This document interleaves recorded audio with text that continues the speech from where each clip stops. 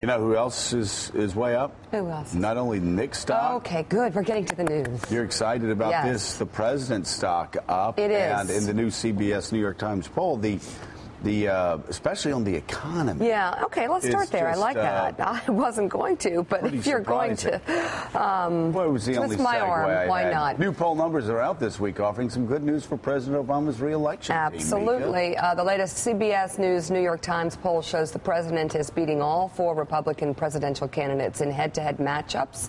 He is up 6 points on Mitt Romney and 8 points on Rick Santorum. President Obama's approval rating is up to 50%, with 43% saying they disapprove. When it comes to the economy, President Obama is receiving his highest approval rating since August of 2010.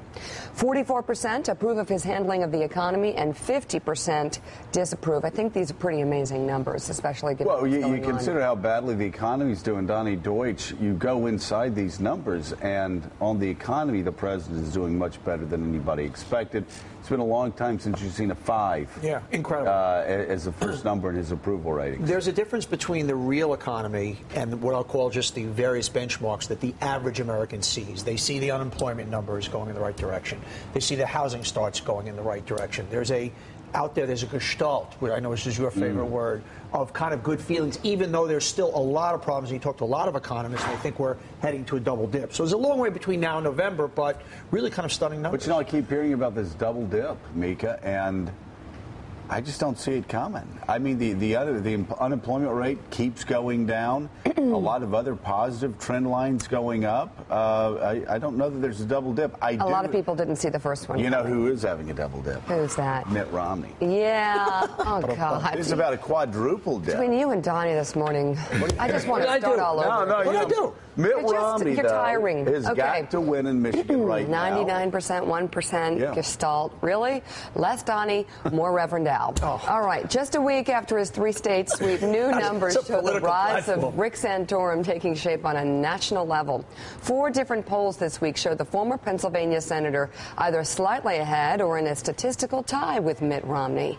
It is easily Santorum's strongest showing of the race so far. This is a really interesting story. New CNN opinion research poll suggests 55% of those backing Santorum say they strongly support their candidate. The polling shows Romney's supporters are less enthusiastic, but when it comes to electability, Romney still dominates the Republican field. 55% think the former Massachusetts governor has the best chance of beating President Obama.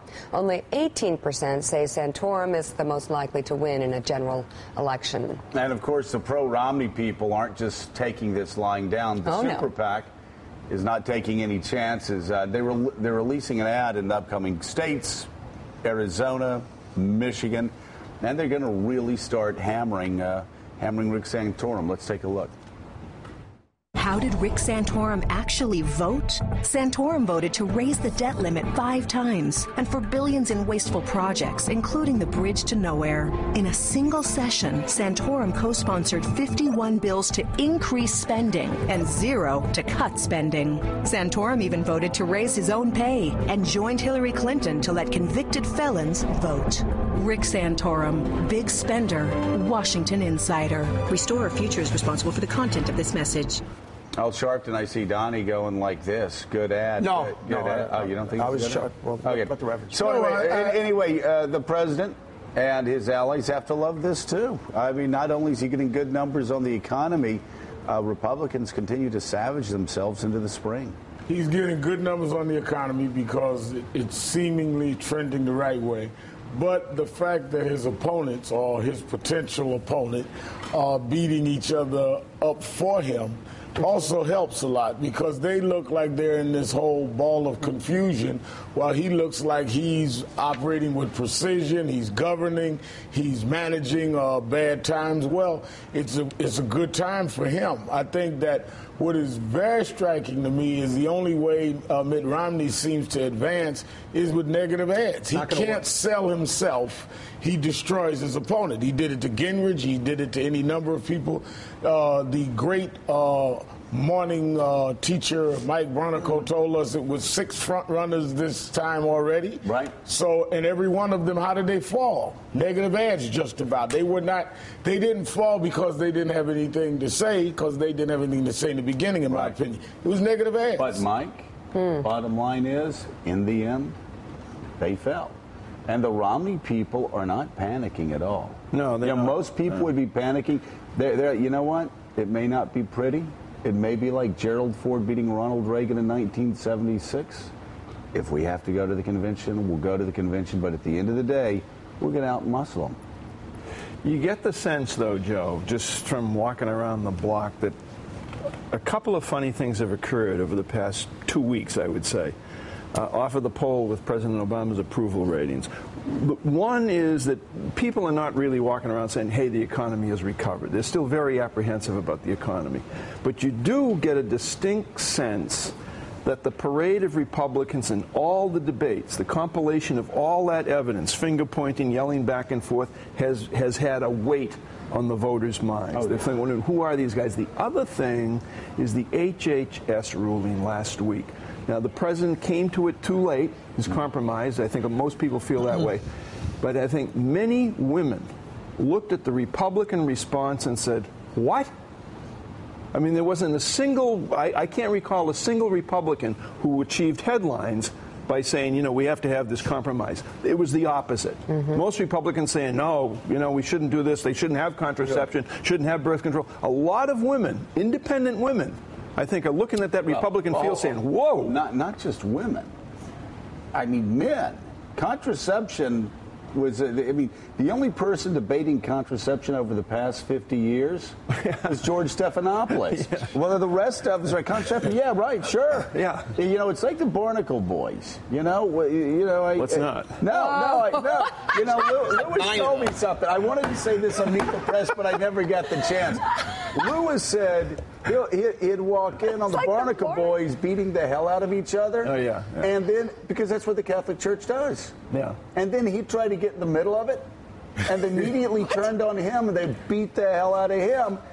And it's like the Catholic Church. The second, and this is what my Republican brethren need to understand, the second the Catholics start fighting each other again and stop all fighting President Obama, it's time to move on, because at that point, it's not about freedom of religion in most Americans' eyes, because the Catholics themselves are fighting against it. It's about contraception. Guys, I got to say, you are exactly right. Last week, when there was the perception that, you know, hey, stop pushing the church around. You know, liberal and conservative Catholics, stop pushing the church around. But then the red hats, the bishops and the cardinals, started wagging their fingers, and a lot of Catholics saying, hey, now wait. Guys, I want to just go back for a second, because you said something, I don't want to gloss over it, that Mitt Romney is not panicking, and this is more of the same. It's not, and you touched on this yesterday, he should be panicking. Here's the difference why I think the negative ads are not going to have the same effect on Santorum they've had on the other candidates. He's credible, number one. Number two, how many people in the liberal media have you heard say, I don't agree with one thing he stands for, but I like the guy? This is the first of all of these characters that's likable as a human being. And I think a lot of people, let me finish, a lot of people at this point gloss. Hold on. There's Donnie, nothing. I got to stop you. I got to protect you from yourself. It's not that these candidates aren't, quote, likable as human beings. I'm sure they're all likable as human beings. They're not credible as presidential I'm going to say credible candidates. and like, by the way, Newt Gingrich did not come across as likable. Donald Trump's a friend of mine. He's not likable. Michelle Bachmann, to a lot of America. This is a guy who you don't like a guy that quotes Pokemon and says, "Oh, shucky ducky." I think I like that. This Santorum, and it's also, you said this, it's a show we want to watch. The American public has an emotional need to watch Santorum. Let's go to Mika really quick. No. On your point, Donnie, that wasn't bad. Can we please? You're okay. Come on. You know, you've got to learn from me. Don't interrupt people. Okay? Yeah, well, that's the nice thing, because you never do that with me.